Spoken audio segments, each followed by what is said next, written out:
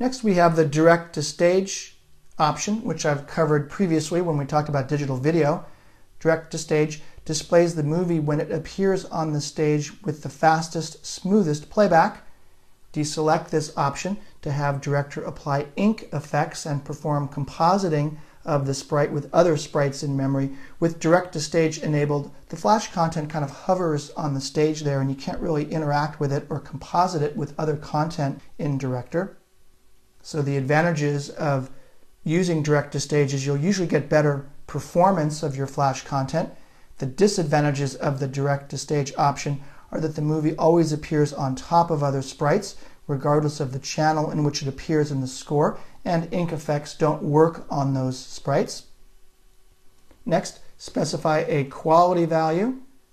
Select a high quality setting to have flash content play with anti-aliasing turned on. This will slow down performance.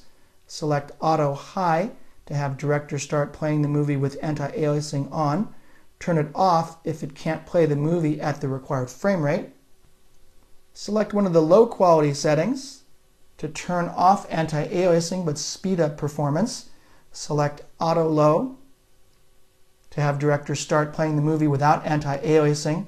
Turn on anti-aliasing if it can do so and continue playing the movie at the required frame rate. Next, select a scale mode value here to control how the flash content sprites are scaled on the stage.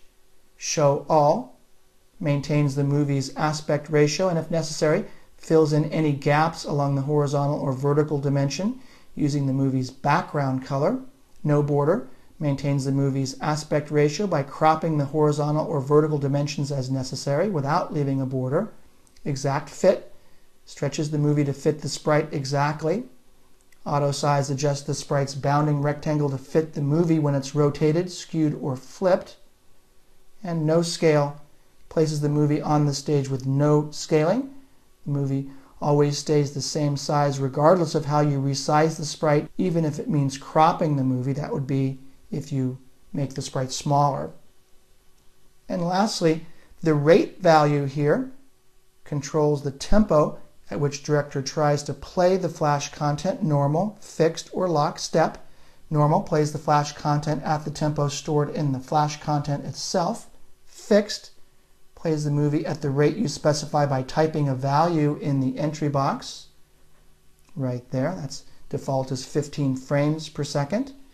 And lockstep plays a frame of the flash content for each director frame.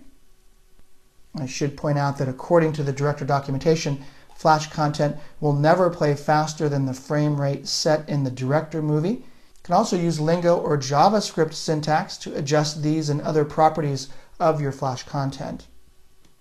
Once you've set all of your settings here, click on the OK button to close the dialog, and now your flash content is ready for playback in Director 11.